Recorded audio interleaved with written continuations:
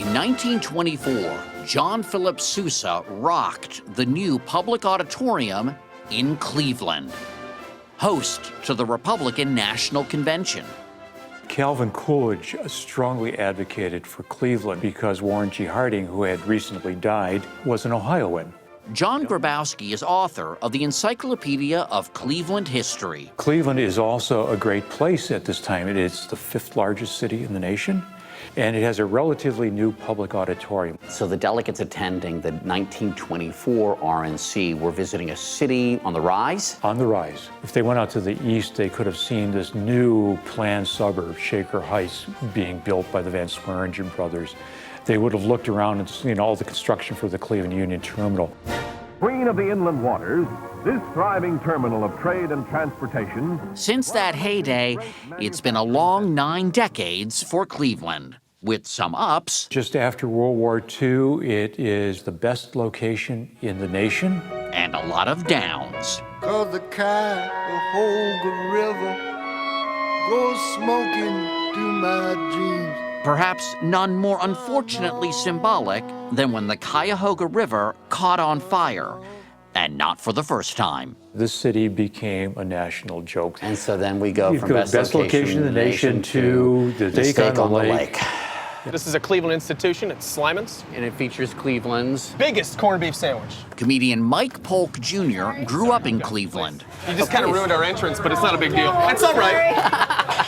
We were told since we were kids that we were in a lousy town, that this city wasn't great. Come on down to Cleveland town, everyone.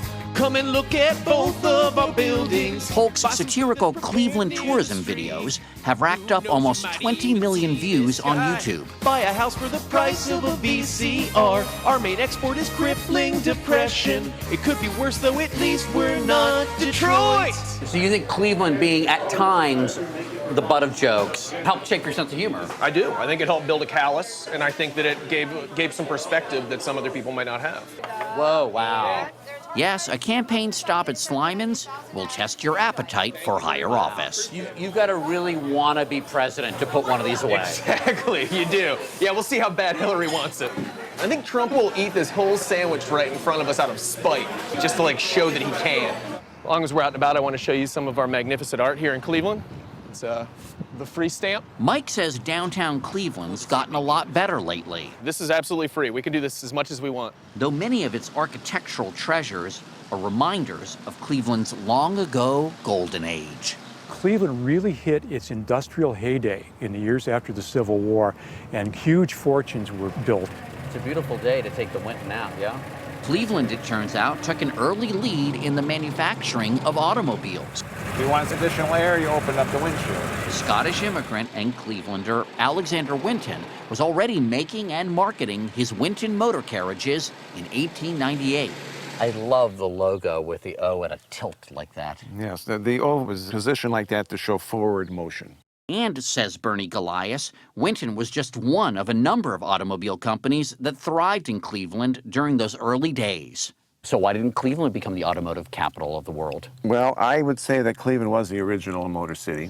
Among other Cleveland milestones, the first electric streetcar line, the first blood transfusion, and one of the first traffic signals. Euclid Avenue was once called Millionaire's Row. Innovations that made great fortunes for some and changed the way people lived everywhere. Would you say that Cleveland was the Silicon Valley of its time? In its own way, it was, because there was so much invention going on here.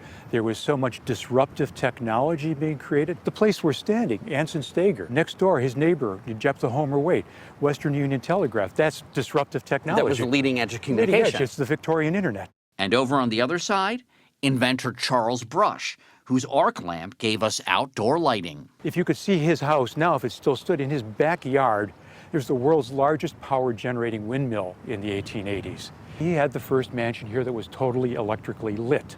Oh, and just across the street, the founder of Standard Oil and America's first billionaire, John D. Rockefeller. What a neighborhood. What a neighborhood. These are no slouches here. These aren't legacy, just like rich kids, No. living off their parents' wealth. That's a really good point, Mo. Most, if not all of these people did not start rich. They essentially came and invented a product and became wealthy. They were the first generation of wealth. And that wealth built great civic institutions. The world-renowned Cleveland Clinic, the Cleveland Museum of Art, and the Cleveland Orchestra, considered by some to be America's finest. Sort of a well-kept secret. Franz Welser Most has conducted in Cleveland for 14 years. Every time there were economically downturns, the community rallied behind the orchestra. The orchestra is really a part of the identity of the community.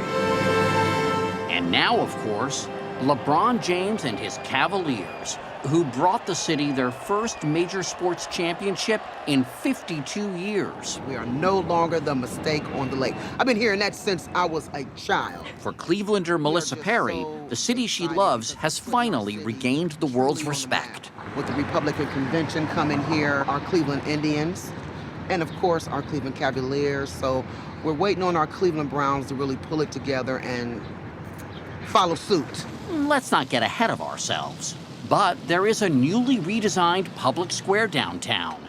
And as for the Cuyahoga, it's hot again. They've revamped all of this and made it look all pretty. Most of these bars over here are kind of yuppie bars that I honestly don't so much belong in, but I'm glad they're there and I'm glad the yuppies have a place to go. This Ohio City neighborhood, what was it like when you were growing up? We'll just say it was very sketchy. It was not a place you wanted to be at night.